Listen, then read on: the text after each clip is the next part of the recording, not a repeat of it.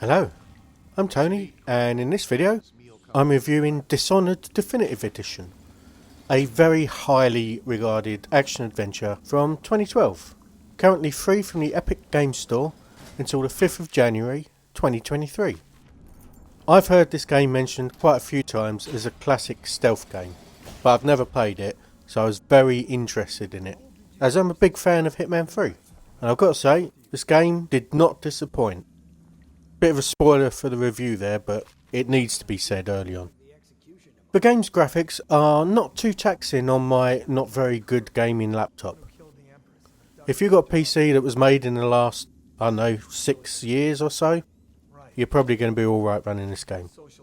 It does look pretty good. I mean, it's no ultra-res Red Dead 2 or anything like that, but along with the very atmospheric sound effects and dramatic musical stings that you get, you really get immersed into this world that the developers have created. The narrative of the game is that you are Corvo, the royal protector, who has been framed for the murder of your ward, the Empress. Her daughter Emily has also been kidnapped, and you're awaiting your very terminal punishment for both of those things. You do get a helping hand to escape at the last minute, which is just as well, or the game would already be over, and so you get the opportunity to right a few wrongs. This is all with the backdrop of a terrible rat plague that is pretty much zombifying those that don't just get eaten.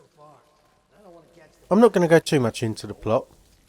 The cutscenes are well judged, they give you good information without too much exposition, so you know what's going on and you know why you're doing the next mission.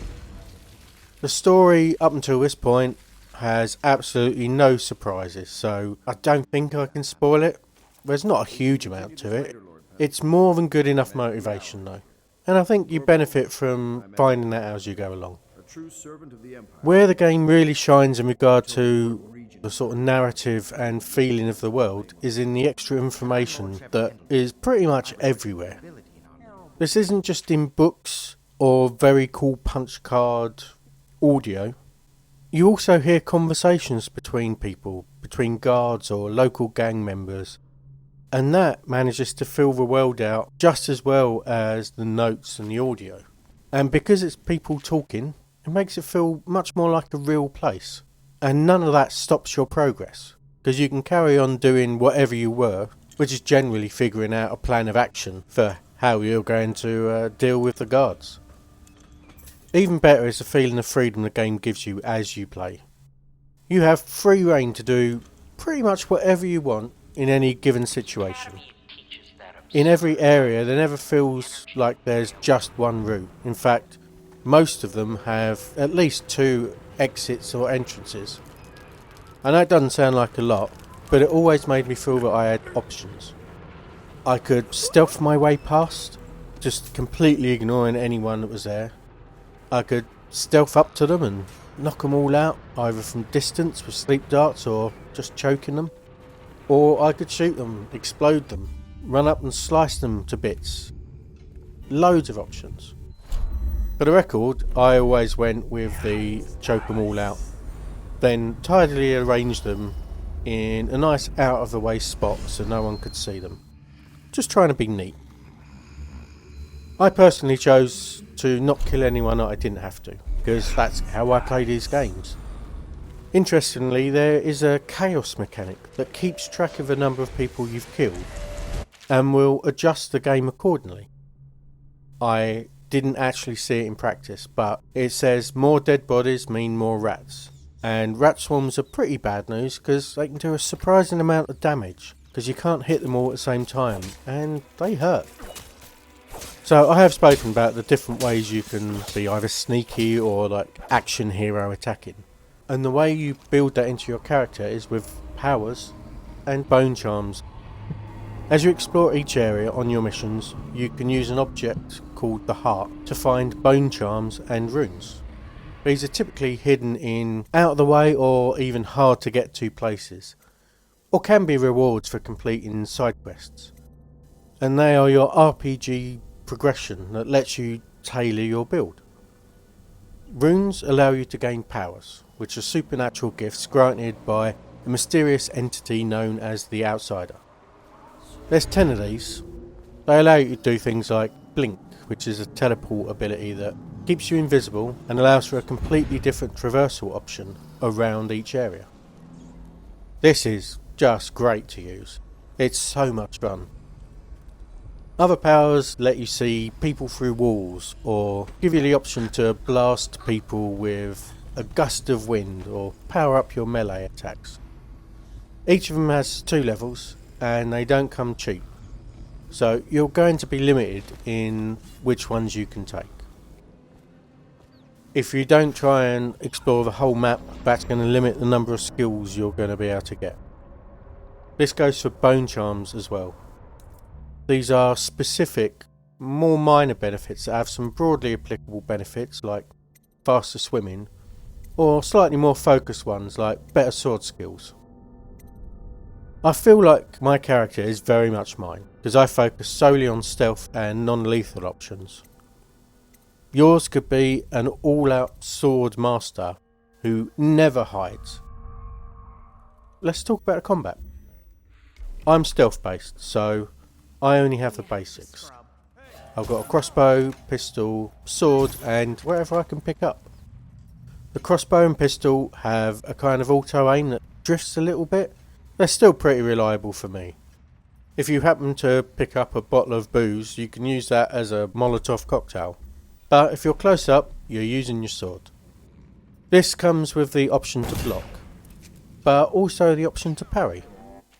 For those that don't know, a parry is a block timed just as your opponent is about to hit you, and it opens them up to either be instantly choked out or executed. The animation that plays with the execution chops limbs off, so this is definitely not child friendly. For me, against one opponent, it's easy. The attacks are pretty well telegraphed, and a quick parry and riposte means fight over. Against multiple opponents though, as a stealth based character, that's a lot harder. It generally means me having to run away, or I die. There are quite a lot of powers that let you build for fighting a bunch of folk at the same time. I do feel like the combat is pitched really well. Stealthy people should not be able to take on 4 or 5 people at a time. The AI is also smart enough during fights to call out for help. People notice when a guard is missing and might change their own patrol path. They will notice bodies and start searching for you. Little bit of advice is to save often, as new guards and patrol changes can happen pretty much out of nowhere. The last part of the RPG puzzle is your equipment. Early on in the game you get access to Piero, an inventor that serves as a shop. As you go through each area, you can gather coins or valuable items and then spend all of that on ammo, upgrades to your ammo capacity, even your bone charm capacity, which can increase up to a maximum of 10. How much money you have also depends on how much exploration you did. Fortunately for all the RPG aspects, the world encourages exploration through being interesting, or at least it did for me. Runes, charms and money always seem to be nearby-ish. Since I roamed all over the place looking into pretty much every nook and cranny, and I knocked out everyone I saw, nicking all of their money. I'm 10 hours in and I've purchased everything that I need from Piero, and I only need a few more runes to max out my build. Completionists will have a little bit more than me because you do get told at the end of a chapter how much you missed out on, and you've always got the option to replay it if you want to collect every single coin. I did read a review of a definitive edition, and it did say that your bone charm capacity and your initial money was quite high, so that may have contributed to me feeling like I'm pretty much done with my progression character wise. Regardless of all that, this game really deserves its reputation. It is great. I cannot recommend this enough. I've enjoyed every aspect of this game and have basically no complaints. If you like any action game, any RPG style action game, any stealth game, you should jump on the Epic Game Store and grab this before it goes. If you do end up liking it, Dishonored 2 is currently free on Prime Gaming. I'll have a review coming soon, keep an eye out for that. As an added note, because it's the definitive edition, it's got 3 more campaigns to play through, though you don't play them as Corvo. You do in fact fight against Corvo at the start of one of them. I've barely looked at them. I'm hopeful that the quality has been maintained. From what I've seen, it has, and more of this game is a good thing. I'm so pleased Epic is giving this away. It's been an absolute treat so far, and I will be finishing it. On that happy note, thanks for watching, and I'll talk to you soon. Goodbye.